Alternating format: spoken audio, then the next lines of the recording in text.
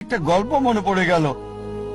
এক সময় একজন ফেরেশতা এসে এক লোককে বলল, আমি তোমার উপর খুশি, তুমি যা চাইবে আমি তোমাকে তাই দেব, তবে একটা শর্ত, যা তুমি চাইবে আমি তোমাকে সব দেব, তবে তোমার প্রতিবেশীকে দেব তার দ্বিগুণ।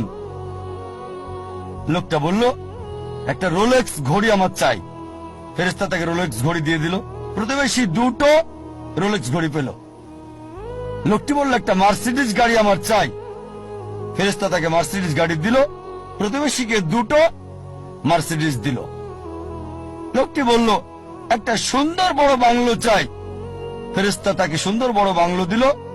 তার প্রতিবেশীকে দেওয়া হলো দুটো সুন্দর বড় বাংলো।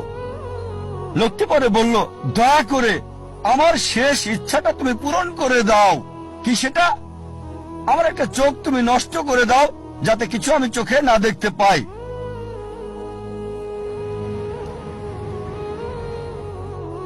চিন্তা করেন, সে তার নিজের চেয়ে প্রতিবেশীকে নিয়ে বেশি ব্যস্ত। তার জীবন সহজ কি জটিল সেটা ভাবছে না সে। প্রাচুর্য কি দারিদ্রতা যাই থাকুক, সে বেশি চিন্তিত তার প্রতিবেশীর চেয়ে ভালো জীবন যাপন করা নিয়ে। এ কারণেই সে ফেরেশতাকে বলল, আমার একটা চোখ নষ্ট করে দাও, যাতে প্রতিবেশীর দুটো চোখই নষ্ট হয়ে যায়। এভাবে আমরা প্রতিবেশী কেন্দ্রিক।